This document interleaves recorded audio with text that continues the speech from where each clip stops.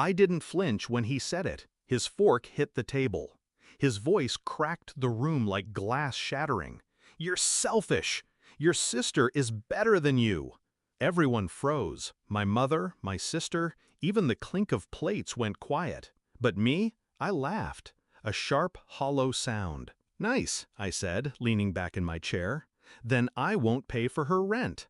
That was the moment. The exact second the balance of power shifted, though they didn't realize it yet. My father's face drained, then twisted, but he stayed silent.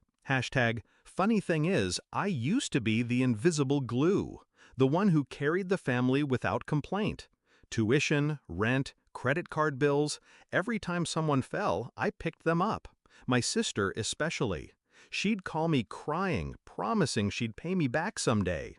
Someday never came. I didn't mind at first. She was family, and family, I believed, was supposed to protect each other.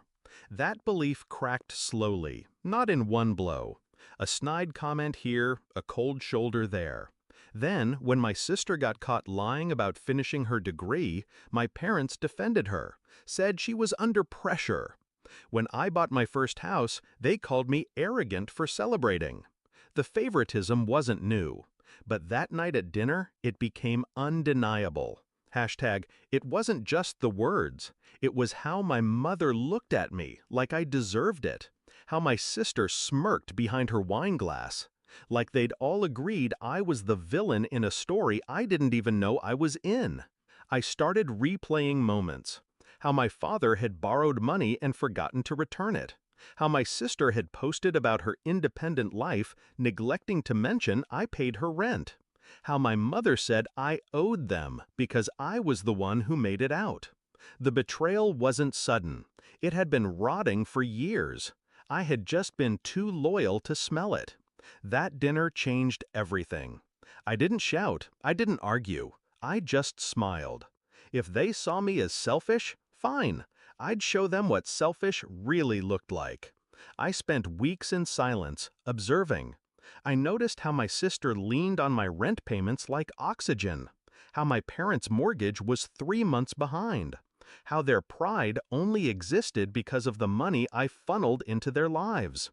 They thought I was an ATM in human form. They forgot what happens when the machine stops dispensing. I started small. I told my sister I needed receipts for the rent transfers for tax purposes.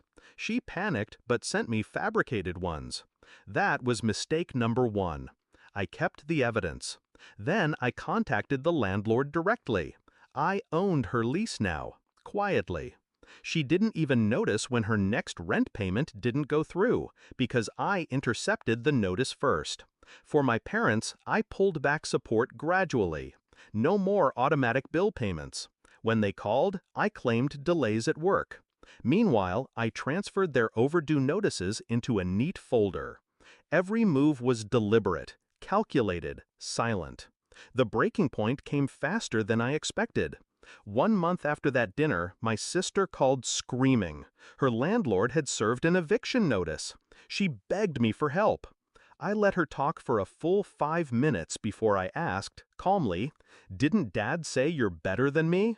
Why don't you ask him?" Silence. Then tears. I hung up. A week later, my parents showed up at my house unannounced. My father's arrogance had thinned. "The bank is threatening foreclosure," he muttered. My mother added, "We just need a little help like before." I poured myself a drink, let the ice crack.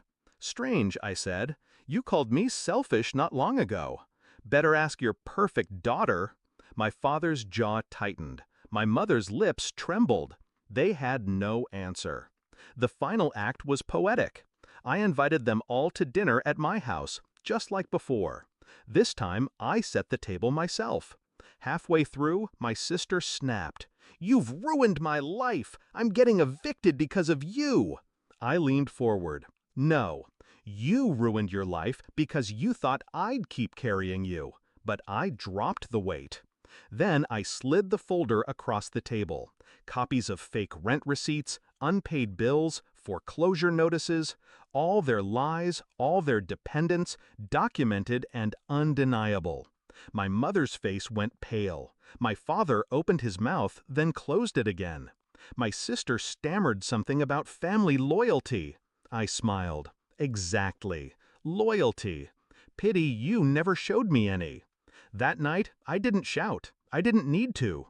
The silence at the table was louder than any outburst could have been. By the next week, my sister was out of her apartment. My parents sold their car to keep the bank at bay. They never asked me for help again. Pride kept them quiet. Fear kept them distant. And me? I slept better than I had in years. People call revenge poison. They're wrong. Revenge isn't poison, it's medicine. A bitter dose, yes, but sometimes it's the only cure for betrayal. My father was right about one thing that night. I am selfish. Finally.